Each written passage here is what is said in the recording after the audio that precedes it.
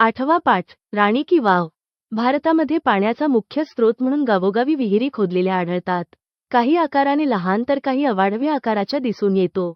सर्वसाधारणपणे राजाश्रयातून निर्माण केलेल्या विहिरी या पाण्याच्या स्रोत एवढ्याच हेतूने न बांधता धार्मिक आणि सांस्कृतिक ज्ञानात स्रोत म्हणून बांधण्यात आल्या.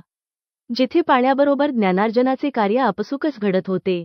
अशीच एक विहीर, राणी की वाव, ही भारतातच नव्हे तर संपूर्ण जगामध्ये सुप्रसिद्ध आहे. राणी की वाव ही भारतातील युनेस्को जागतिक वारसा स्थळांच्या यादीत समाविष्ट आहे. नवीन 100 रुपयाच्या नोटेवर तिचा फोटो गौरवार्थ छापलेला आहे. 11व्या शतकात तत्कालीन राणी उदयमती यांनी ही विहीर बांधली म्हणून तिचे नाव राणी की वाव ठेवले गेले.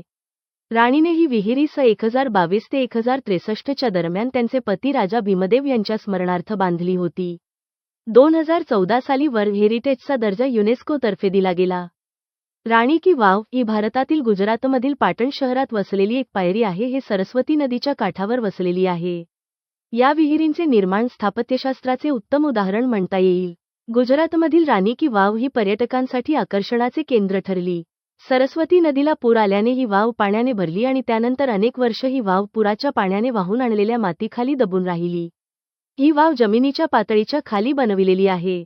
जमिनीच्या पातळीखाली 7 मजले असलेली ही वाव 62 मीटर लांब, 20 मीटर रुंद आणि 27 मीटर खोल आहे. यात प्रत्येक मजल्यावर अनेक देवादिकांच्या सुंदर मूर्ती आहेत. मध्यवर्ती मजल्यावरील मूर्ती भगवान विष्णूच्या दशावतारांचे प्रतीक आहे. सर्वात खालील मजल्यावरील शेषशाही विष्णूची भव्य मूर्ती आहे. याशिवाय सूरकन्या, विषकन्या, महिषासुरमर्दिनी ही शिल्पे प्रामुख्याने दिसतात. ती इतकी अप्रतिम कोरलेली आहेत की त्यांचा डौल, सौंदर्य, रेखीवपणा, त्यातले शास्त्र, त्यांचे अलंकार, आयुध, चेहऱ्यातील भाव इत्यादी केवळ नजरबंदी करणारी कारागिरी आहे. मजल्यांच्या रचनेत जवळपास 800 शिल्पे सामावली आहेत. येथील अनेक खांबांवर अप्रतिम असे मारू गुर्जर शैलीचे कोरीवकाम आहे. या विहिरीची भव्यता इतकी विशाल आहे की यामध्ये उतरणारे पर्यटक लहान मुंग्यांप्रमाणे दिसतात. अशा प्रकारच्या वाव राजस्थान आणि गुजरात या ठिकाणी जास्त प्रमाणात पाहायला मिळतात. राणी की वाव येथे 292 कोरीव खांब बनविले गेले होते.